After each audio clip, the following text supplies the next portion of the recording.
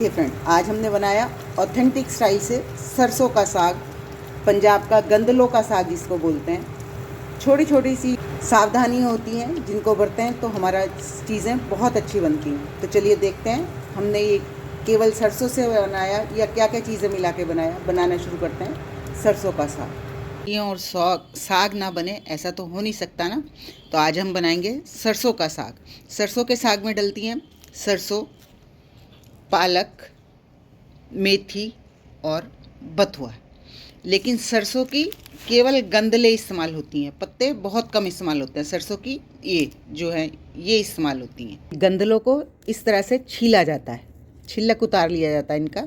पकी होती हैं तो बहुत बारीक बारीक है मेरी, तो जो पकी आती हैं उनको तो बिल्कुल छील लिया जाता है। ये देखिए इस तरह से छिलक उतार लिया जाता है और फिर इसको बारीक बारीक काटा जाता है। पत्ते इसमें सरसों के कम इस्तेमाल होते हैं, ज़्यादातर गंदलें ही इस्तेमाल होती हैं।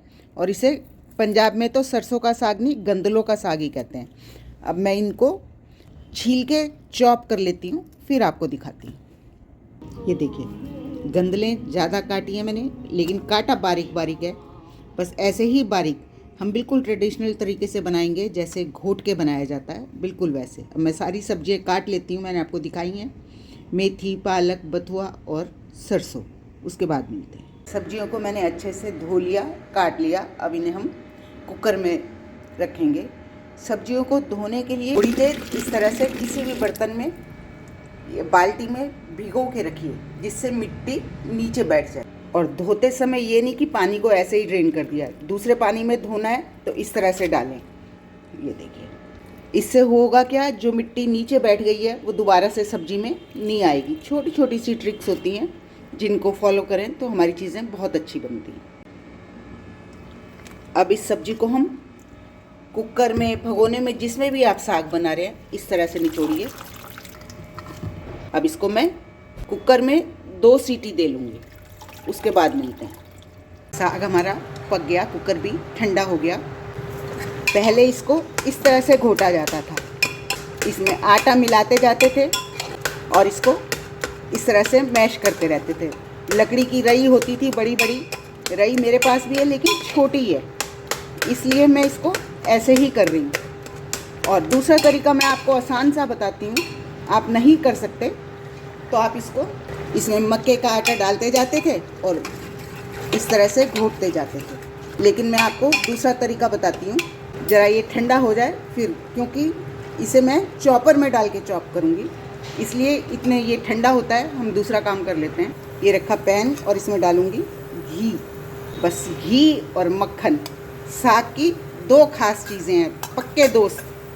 जितना घी और मक्खन डालेंगे उतना स्वाद देगा। और बासी, मतलब बासी से साग बासी, आज बनाया कल खाया, उसका स्वाद अलग ही होता है।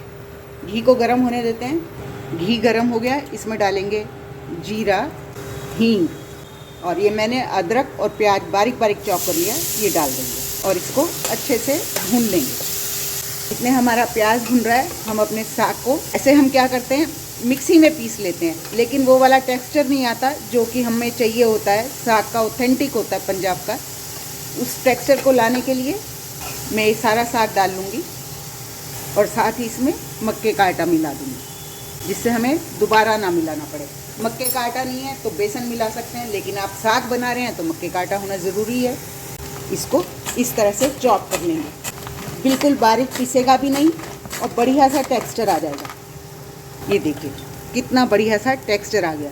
मिक्सी में पीसते हैं बिल्कुल बारीक पिस जाता है, लेकिन इसमें ऐसा टेक्सचर आएगा जैसे हमने घोट के बनाया है ना। बिल्कुल आसान तरीका। अपने प्याज भी चेक करते रहिए। ये देखिए प्याज हमारे बिल्कुल ब्राउन हो गए, ऐसे ही आपको भूनने हैं। प्याज भुन गए, अब इसमें मैं डाल दूँगी टमाटर। टमाटर मैंने मिक्सी में दरदरे से घुमा लिए।